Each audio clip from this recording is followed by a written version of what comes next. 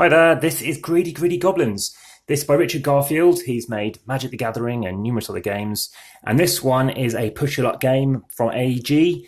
AEG has recently brought out Tiny Towns, and I've really enjoyed playing that since April. Been really fun. Similar size box, I think it is the same size box.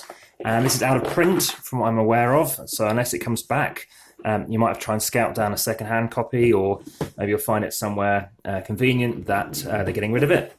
But this is a game whereby you are just like goblins, you're going to be very greedy. Now, there are other games I give 10 out of 10 to, such as Hey, That's My Fish. The negative in a game like that is just the fiddliness to a degree of how you're just laying out the pieces. But similar to this, there is a negative, and that's to do with coins, and that's how you get victory points. But you're going to lay the board out as follows, depending on if you have 4 or 3 players. That is the player count. You can play with 2, but I don't recommend it. So you're laying out these mine tiles. I don't think we need to have too much in shot, to be honest. Let's just go around this way for a change. Right. So there are 8 of these. Depends if you're playing with a 3-player or 4-player variant. This is going to be the grotto, which is also a place to go to. Let's just leave that. I'll tell you what, have it face this direction. So we have 1, 2, 3, 4, 5, 6, 7, 8. Okay, and then there's 9, so we're playing in the 4-player. In a 3-player, you are playing it differently. In fact, actually, well, for this example, I think it's still going to work. You're going to take a character board. They're all identical. It's just a name. It's just an image. But the difference is it's a different colour. So I'll have that just in display here, just to kind of show you what we're doing. You don't really need to see anything on it other than it's just its colour.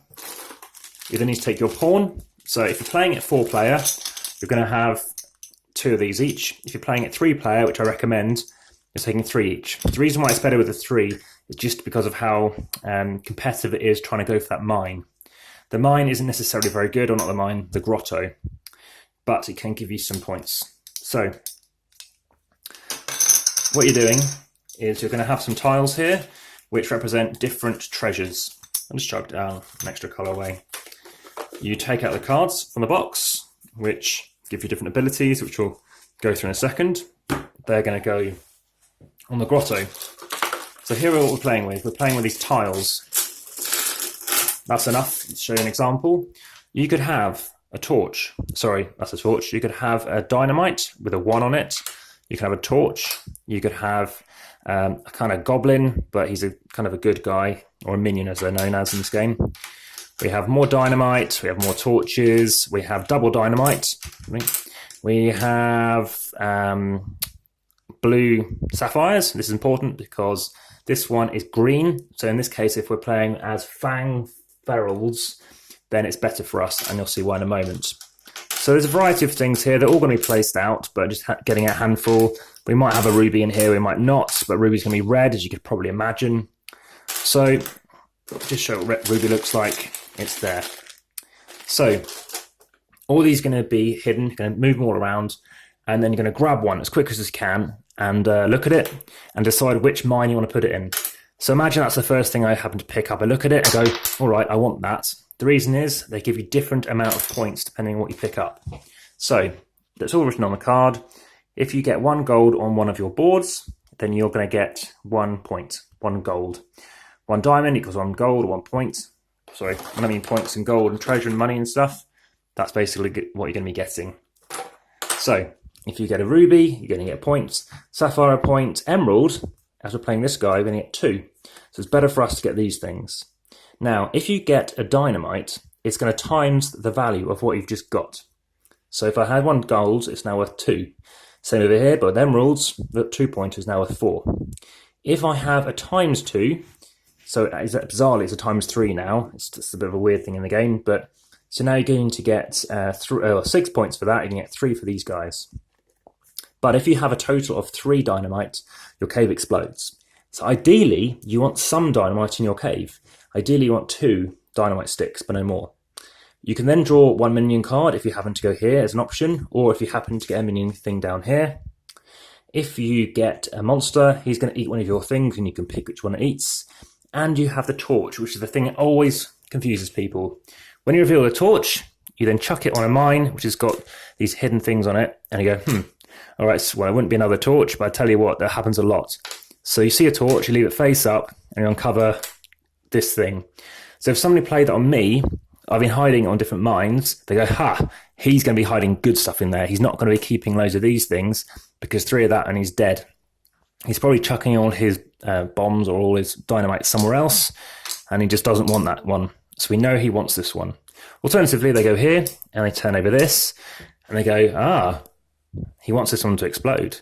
But that might not be the case. I do want at least 2 sticks. So all they need to do is just make sure they're chucking one more of those stick, and it's gone away. So that's how the game works. You're trying to get as many points as you can. You'll start off, I believe, with 5 money at the beginning, and you can lose that if your cave explodes. If your cave explodes, it's because you've got 3 things in it, you get nothing, and you lose 5 victory points. So in a turn, you can gain victory points, you keep losing it, and what's interesting is you must place on tile. So you could be chucking loads of stuff down, and then whilst you're busy chucking stuff on, people start claiming mines. They've just claimed the mine that you're doing really well on. They're not going to claim that one, they've seen something perhaps. So they've claimed over here, and then red's gone just to claim a minion. I've gone over here, I'm avoiding this one perhaps, or this one. Red goes here, blue's gone here, and I'm forced to explode. So that's why you don't want to wait too late. You're trying to get loads of stuff, but then not wait too long, otherwise you're going to end up cancelling out potentially what you got already.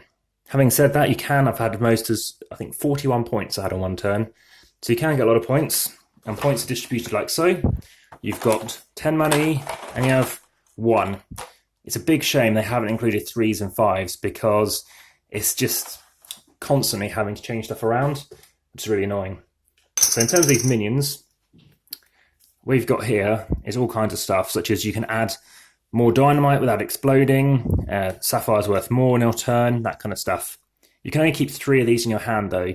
So if you're going to play them, you've got to play them then and there, because you could be drawing stuff up at that moment in time. So you've got to watch out. So you've got to make sure you play your cards wisely. Some things give you a permanent, like the banker gives you 1 extra money from now on every time you keep playing. And sometimes you can halve the amount of dynamite in a cave, that kind of stuff. So plenty of good fun in here, and it's a nice small box. And these pawns are really good. It's quite large, so they definitely cover over and you can see where you've gone. And what you do is you chuck it down, and if you've placed it underneath somebody else, or you're both about to place it at the same time, then that's great too. What you can do is kind of snipe them. You see they're about to pick up their pawn, you're holding your pawn, and you're ready to pounce on them. What you could be doing is pretending and secretly trying to place one of your things, which you know you're going to explode. So you could just place a single tile down and just claim a few victory points, but knowing, as I said, you could get 40 points or so, 20 to 30 isn't too uncommon. You might only do it once in the game, then you can just preserve that lead and go somewhere else. So this is a game I haven't played in probably about a year or so now, but definitely not getting rid of it. And I know it's getting some quite good money as well, but it's definitely staying. It's enjoyable, and a lot of fun. It's quick, takes 10-15 minutes. You can play it twice on a lunch break, and very effective.